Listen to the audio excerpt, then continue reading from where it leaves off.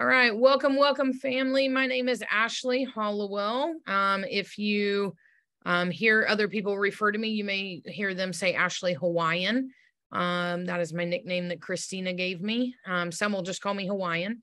But tonight we're going to be talking about overcoming fear. I came up with this training on my way back from convention. I was sitting on the airplane. It was kind of late at night. I couldn't really sleep or anything.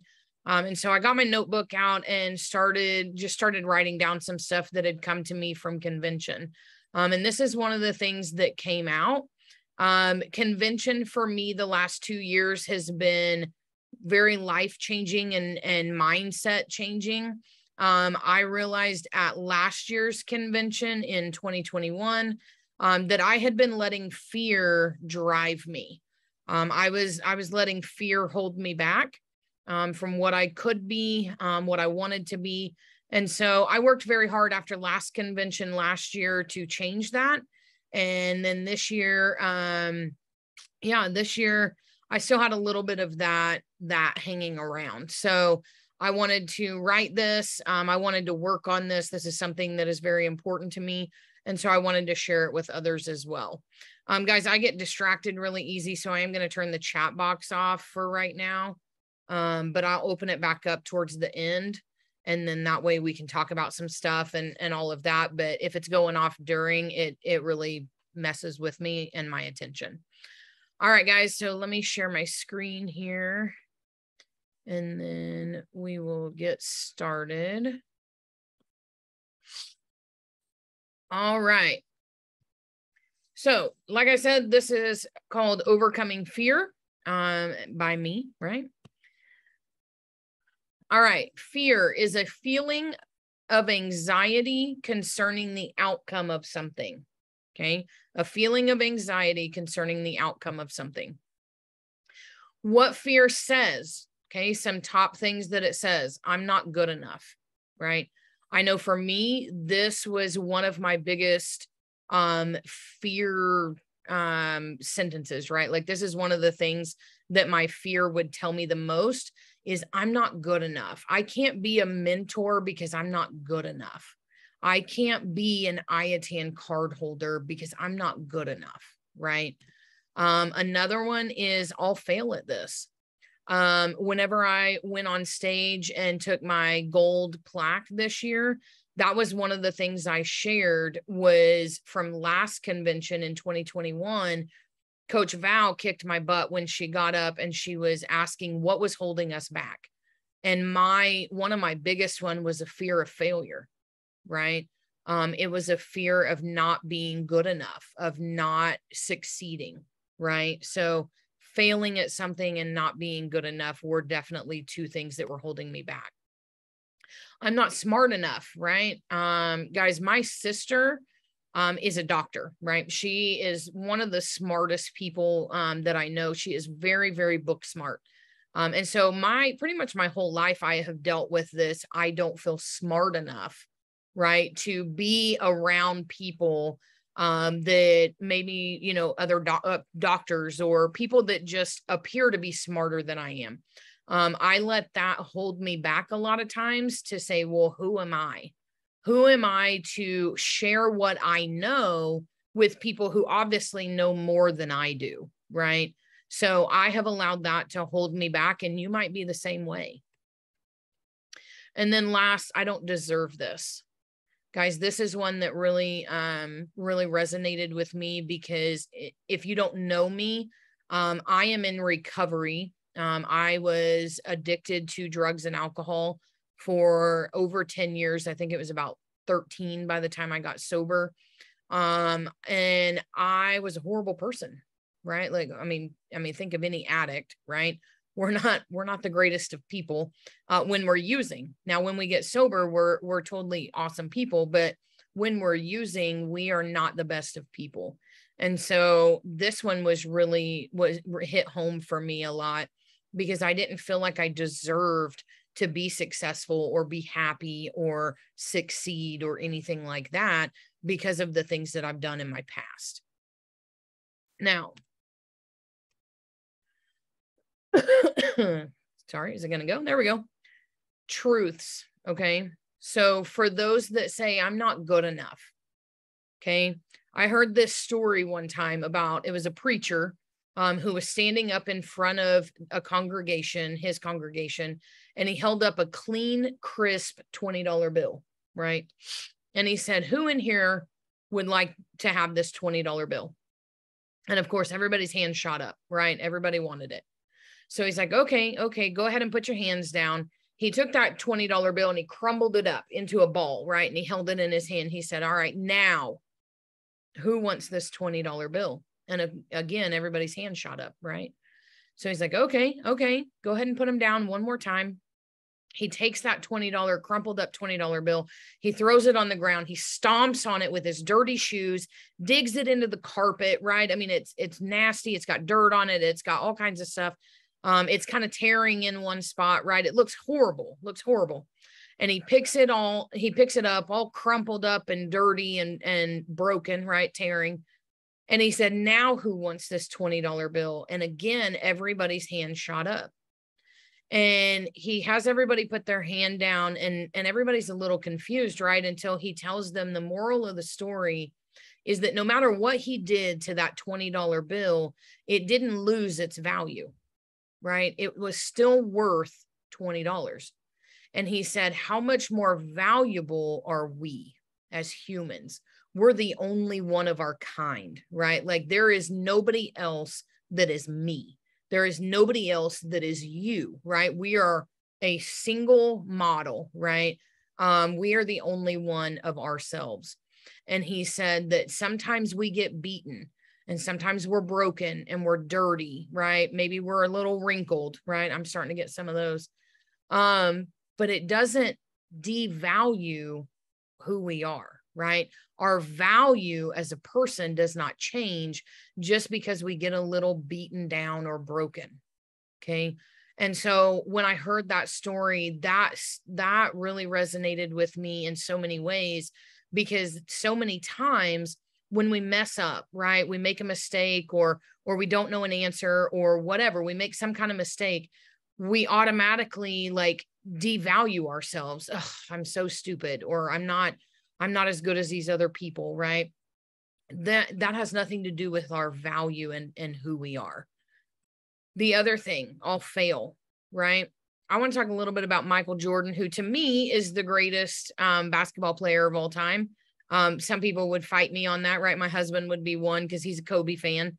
But I want to talk a little bit about Michael Jordan. Okay. He is regarded by many as the best basketball player of all time.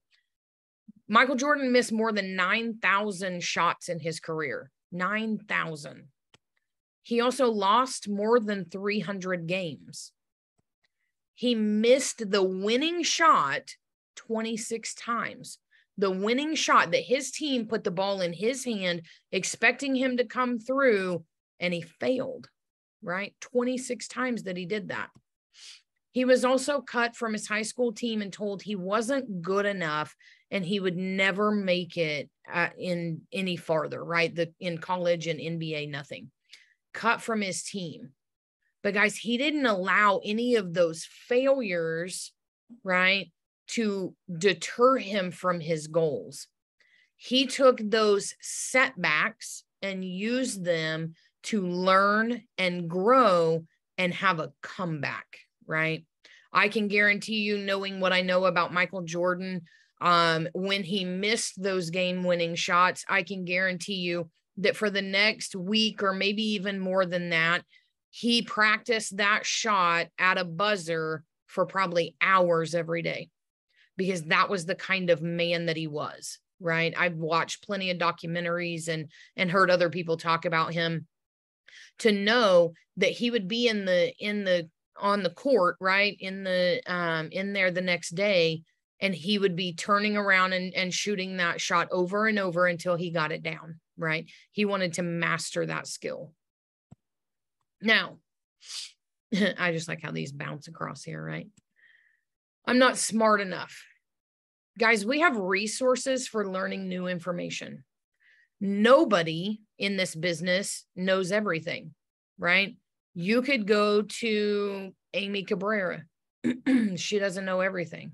Tommy Joe, right? Marnie. You could go all the way up to the founder and he's not going to know everything, right? We have to learn as we go. Guys, we can't allow this I'm not smart enough mentality to hold us back, because maybe we don't know something right now, right? Maybe I don't have the knowledge about something right now, but I have resources that I can go find that information out, right? I can go learn that information so that the next time somebody asks me, I have it, right? We have leaders and other teammates that help, right? I go to Christina, Tommy, Amy. I go to all of them at different times and ask questions, right? Heck, ask Jody Wariski. I was asking her questions this last week, right? I had a question about an all-inclusive, and I know that's her forte. And so I messaged her and I was asking her questions about this certain place, right?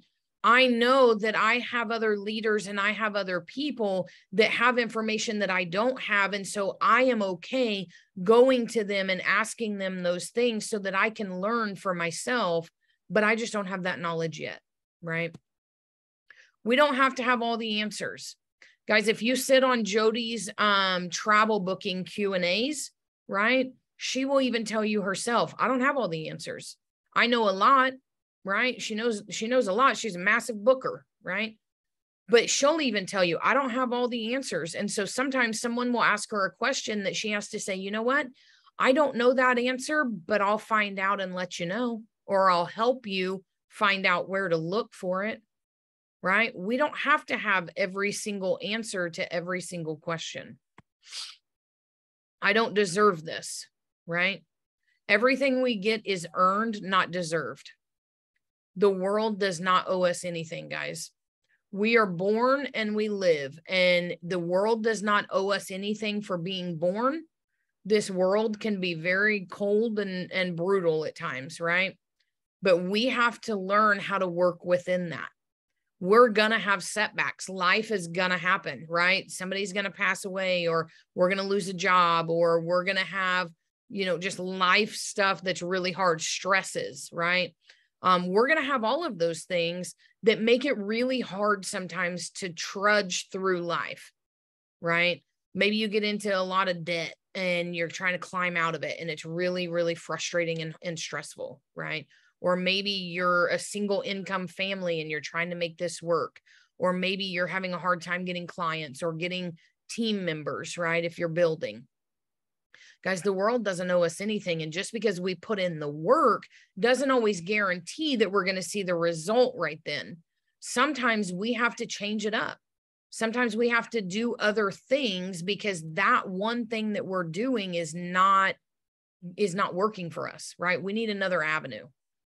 This was one thing. If you're a team builder, I like to use this analogy that, used to, you could go to Facebook and you could post in the Facebook jobs, and you could get all kinds of people to apply to your job, right?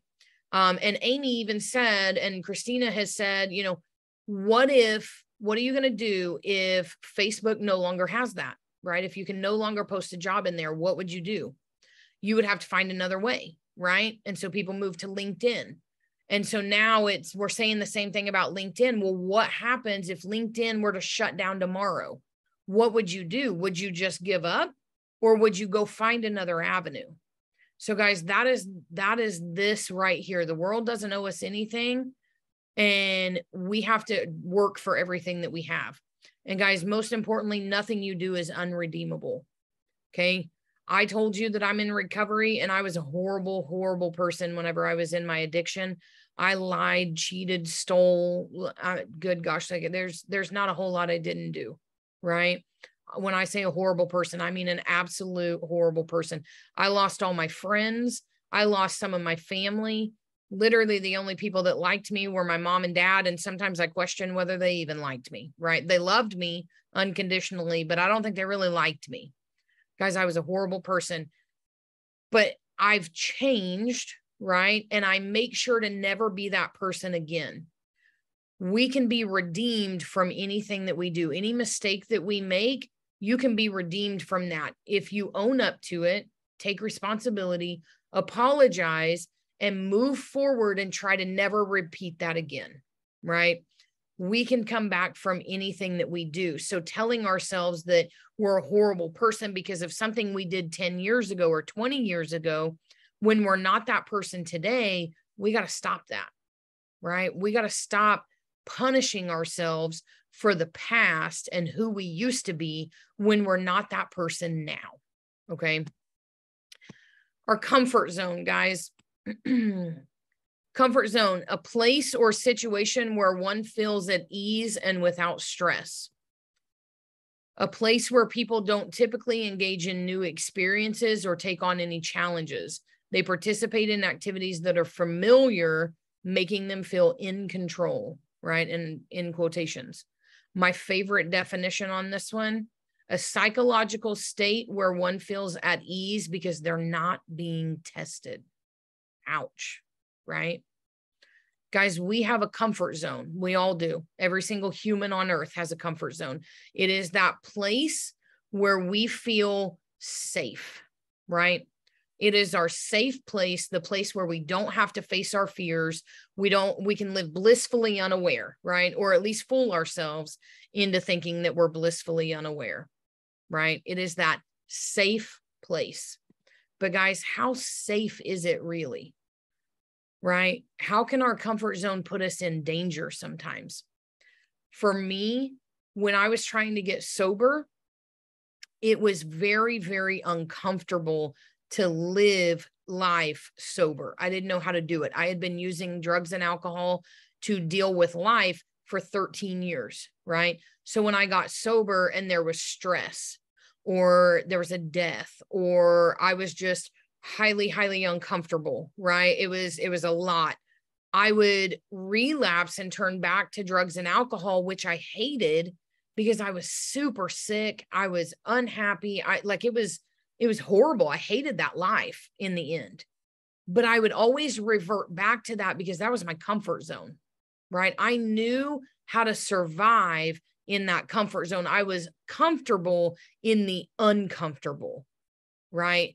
I knew how to survive in that life and I knew how to just get by, right? I knew that I could, walk through life and just make it in that life, in that comfort zone. But guys, that put me in a lot of danger, right? Like I overdosed multiple times, almost died. I was in the hospital multiple times.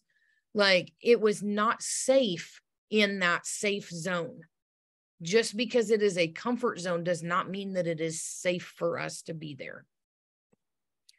Our comfort zone is where we hide in the background, where we can skate by without being seen.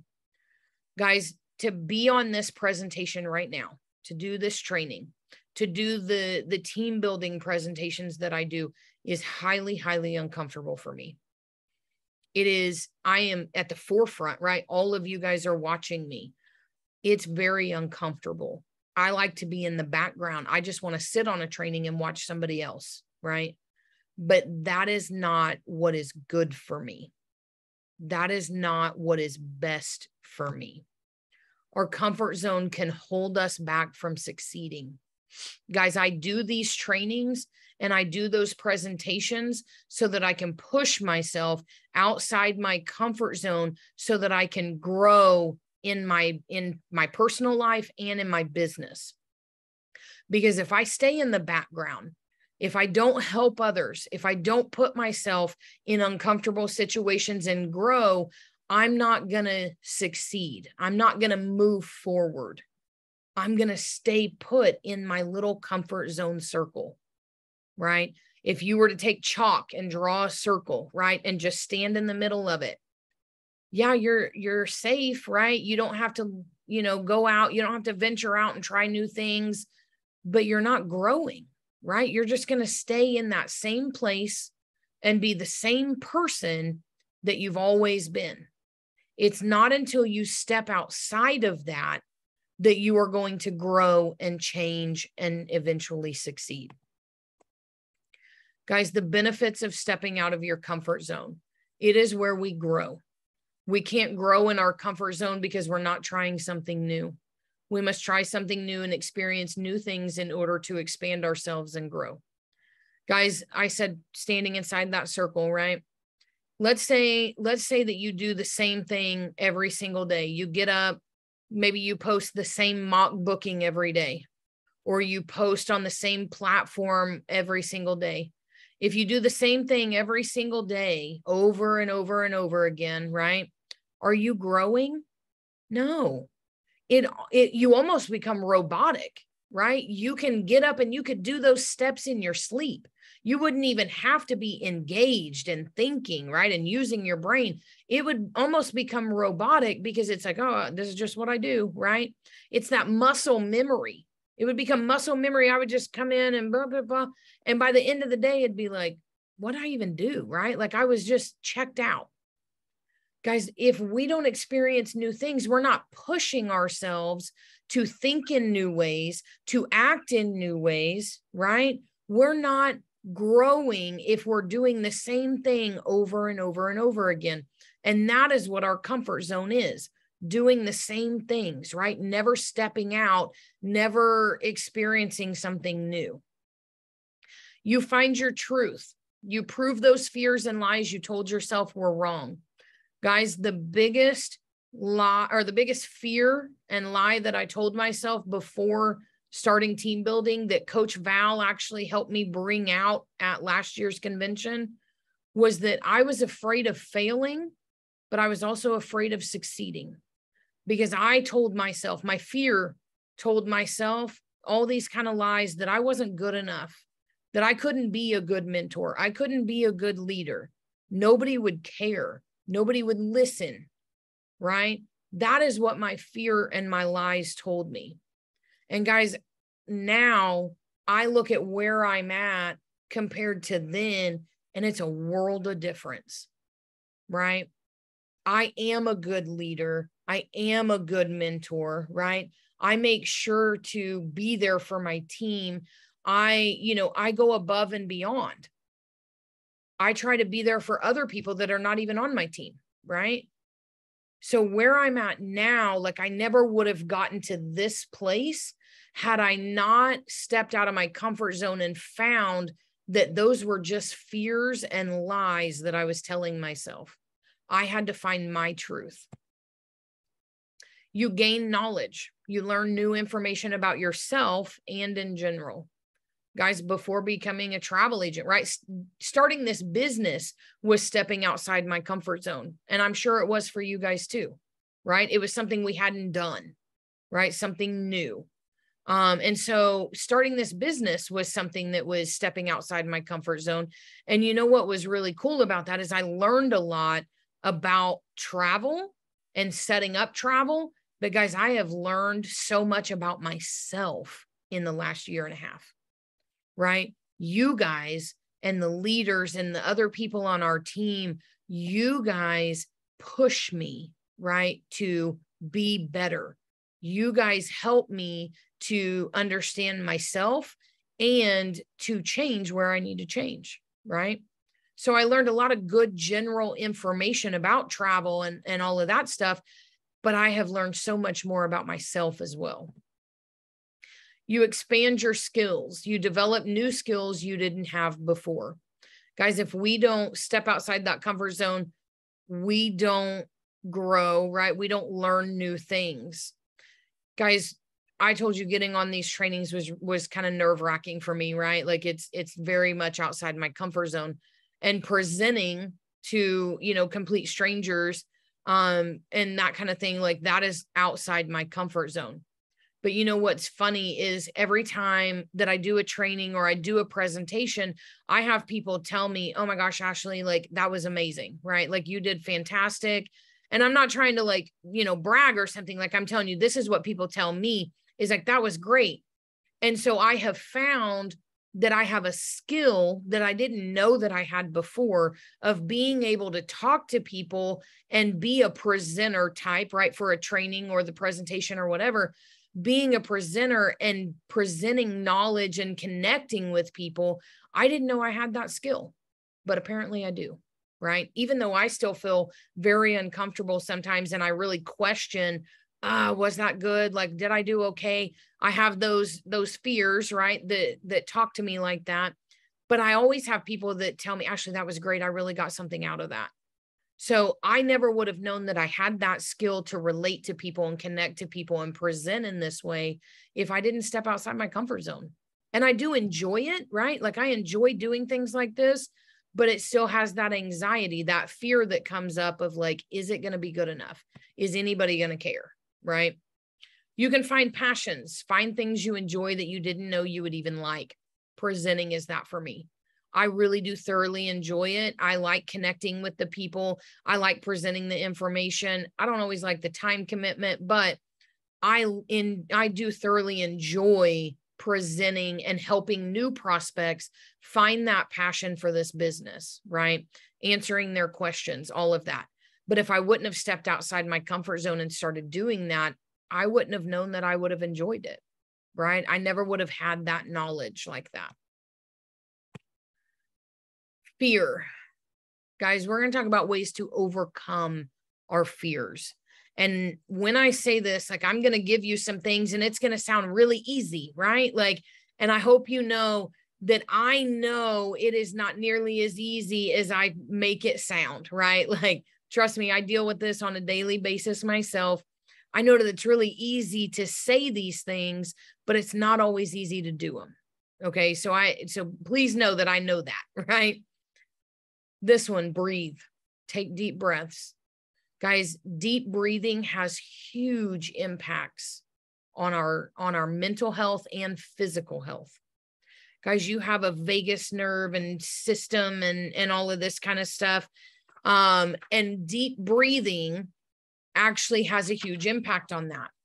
And if you struggle with anxiety, okay, if you struggle with anxiety, deep breathing is one of the best things that you can do to lower that stress and anxiety.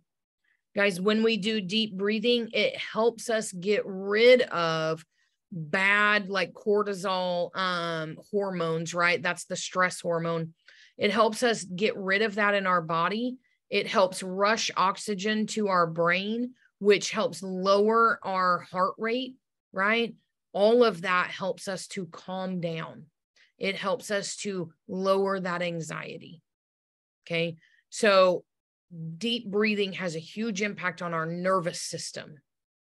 Okay. And so that right there, when I have a fear, right? And still to this day, even though I like presenting, right? Even though I like it, I still get anxiety right before I get on a call.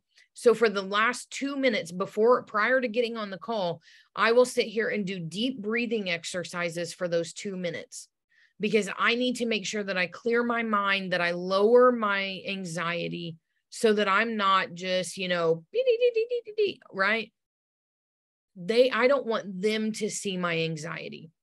And so I do deep breathing for a good 2 minutes before every single presentation that I do, because that helps me to calm down, right? It helps me to go in with a clear mind and my heart not racing, and, my hands not shaking and things like that. Affirmations. Guys, the way we speak to ourselves is one of the most powerful things. Okay. Affirmations are huge. And granted, sometimes you're going to feel really stupid, right? I'll be 100% honest. I have said affirmations to myself, and after I said them, I was like, God, that sounds dumb, right? Or it feels weird, right? It feels not authentic, right? It's like, it feels fake. But the way that we talk to ourselves has such an impact on the way we act, the way we talk to others, our behaviors, right? If I tell myself I'm going to fail, I'm going to fail.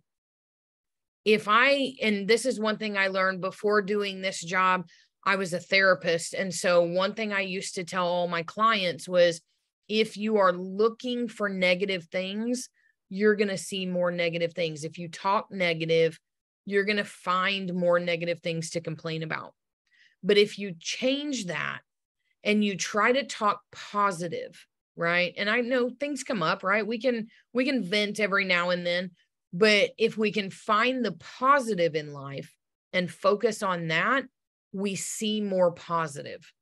And it starts with the way that we talk to ourselves and to others. Guys, if I tell myself that I don't deserve to be a platinum, or I don't deserve to be an IATN card holder, if I tell myself that, my behaviors are going to follow, and I'm going to do minimal efforts on both of those goals. And I won't ever reach them. I won't, because my mind is going to tell me, what's the point? There's no point in doing this. I don't deserve it anyway. I'll never get there. I'll never be good enough. I'll never make it, right? All of those things, and my behaviors will follow. Visualization. Guys, this one is probably the most powerful. I would say affirmations come right behind it. The brain, guys, is an absolute miracle, honestly. But the more, like when I became a therapist and the more I dug into how the brain works and the power of the brain, it was phenomenal. Like it blew me away whenever I learned about the brain. And when I started learning about the power of visualization, was just astronomical. I mean, it was just crazy how amazing it was. Guys, visualization is you sitting there and not just thinking of what you want to happen, right? It is you closing your eyes. It is you in trying to engage all 5 senses in this visualization. And this visualization is you painting a picture in your head, right? You've got to see it, not just think about it. You have to see the picture, right? So I'll use taking my gold plaque, right? If I wanted to, I do want to get platinum. So if I want to get to platinum, and I would visualize that every single day, twice a day, right? Morning when you first get up, and evening right before you go to bed. If I sit there and engage as many senses as I can, and I really paint the picture and I can feel it in my body, right? I can see myself walk across the stage. I can hear everybody cheering, right? In the crowd. I can hear those noises. If I can touch, right? I can feel what that plaque would feel like, right? And I can engage that sense. If I can feel what my body would feel like, right? Because when I took my gold plaque, guys, I was anxious, right? My hands were shaking like this. So if I can engage that feeling, right? And I can really put my body into that. Smell, right? What can I smell, right? I don't really remember a smell when I was up there, but just everybody, the room or whatever, engaging all of those senses. The more senses that you can engage, the more real it becomes. And guys, your brain cannot tell the difference in a really good visualization and an actual memory that happened. It can't tell the difference. When you can engage your senses and your brain and body and everything, and you make it the realest that it can be, your brain cannot tell the difference between that and you just thinking of a memory that actually happened. And so when you have that really good visualization every single day, right? Twice a day, and you do that same visualization, it literally, your brain moves your body and your behaviors in a way to make that achieve that goal, right? So for platinum, if I sit here and in the morning and at night, I visualize that, my brain makes my body and my behaviors work in a way to make that come true, right? Because it thinks it's already real. And so we're just moving in that direction. Okay. It literally cannot tell the difference. Accountability. Guys, someone to encourage and hold you accountable is massive. If I were to do this business on my own, if I didn't talk to Christina or Amy or Tommy Joe or people on my team or some of you guys, right? If I didn't talk to you guys and I just was a lone ranger, right? I was trying to do this on my own. I could let my fears overcome me very quickly to the point that I would give up. Guys, I've been close to giving up before, right? Mainly with team building, but I have been close to where I had a really hard month. I mean, it was just, I was down in the trenches, right? Really hard month. And I had Christina to reach out to, and I reached out and I was like, girl, I am on the struggle bus this month, right? But what I would do is, because I knew that I couldn't stay in that negative place, so I would vent to her, and then I would follow it up with, I'm not quitting, right? Or I may even start it out with, I'm not quitting. I have too big of goals, but man, it's a struggle this month, right? But I had her there to hold me accountable to, well, Ashley, what are you doing to overcome this? What are you doing to either push through it or climb over it or go around it, right? Dig under it, whatever you got to do to get past this wall that is up. What are you doing to do that? Right? Guys, if I didn't have that accountability from those people, I might have quit a long time ago. I might have given up on my goals because I wouldn't have had that accountability. Somebody to say, hey, girl, what are you doing? Right? You can't give up. What about your son? What about your husband? What about your family? Right? What about these goals that you told me you wanted? How are you going to give up on those? What are you going to go tell your family when you quit because it got hard one month? Right? So having that person or multiple people that hold you accountable, guys, and holding you accountable is not them putting you down or telling you you're not good enough or anything like that.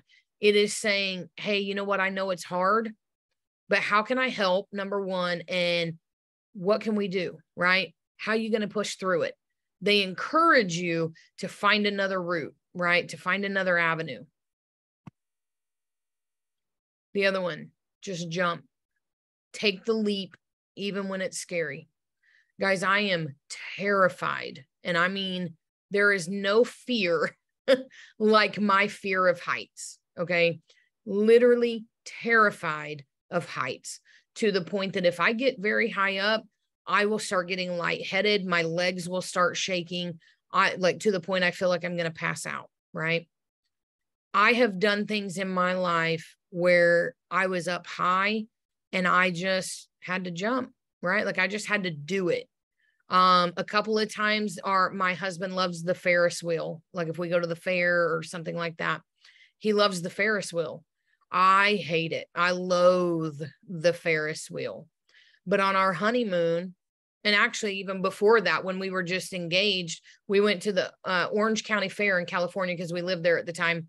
And he's like, ride the Ferris wheel with me. And I'm like, you don't understand. I can't. I have this massive fear of heights. Like I can't do it. And he's like, oh, that's ridiculous. And I'm like, no, you don't understand. Like I will panic up there. And he's like, it's okay. I'm right here. Just do it for me. Right. And so I got on that Ferris wheel, guys. And did I hate every minute of it? Pretty much. There was a few moments where I was like, okay, just breathe, just breathe. Oh, this is a nice view. Breathe, breathe. Right. But guys, I did it. And once I got done, once I was back on solid ground, right, I felt better about myself. I was like, you know what? I just overcame that fear. Now, granted, do I still have the fear? Absolutely. But did I let it hold me back from something? No, I didn't. Not that time, right? I've been on our honeymoon. I went on another Ferris wheel with him in Santa Monica at the pier. Went on another Ferris wheel with him there. We went to what is it called? Lake Tahoe. And we went up in one of those things that take you up to the top, right? A gondola ride. It takes you up to a top of a mountain that's like 10,000 feet up in the air. And when you turn around, like going up is okay because the ground is right there, right? Because it's going up the mountain. When you're coming down, it is just plummeting, right? Like you can see how far down it is. And I was terrified going in that thing. I didn't want to look, and it's all windows. So, I mean, it's not like you can turn around and not look. It's all windows. But I went on that thing, and guys, we had the most amazing time at the top of that mountain, right? We played games, we laughed, we had fun, we ate, we did all kinds of stuff. And going down was scary, right? But I did it and overcame it. Guys, sometimes we just have to jump, and it doesn't mean it's going to be easy.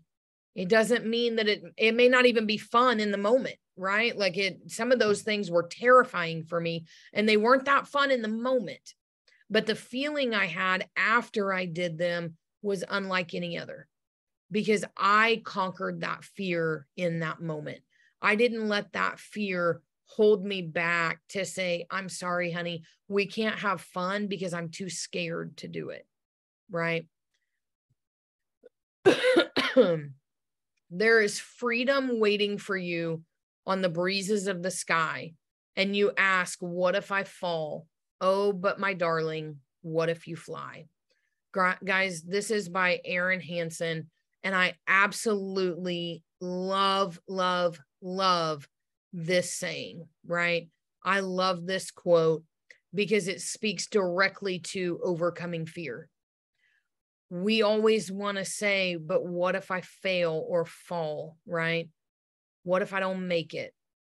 But why don't we change that to say, but what if we fly? Right? Instead of saying, what if I fall? Oh, but what if I fly? And how amazing will that be if I fly?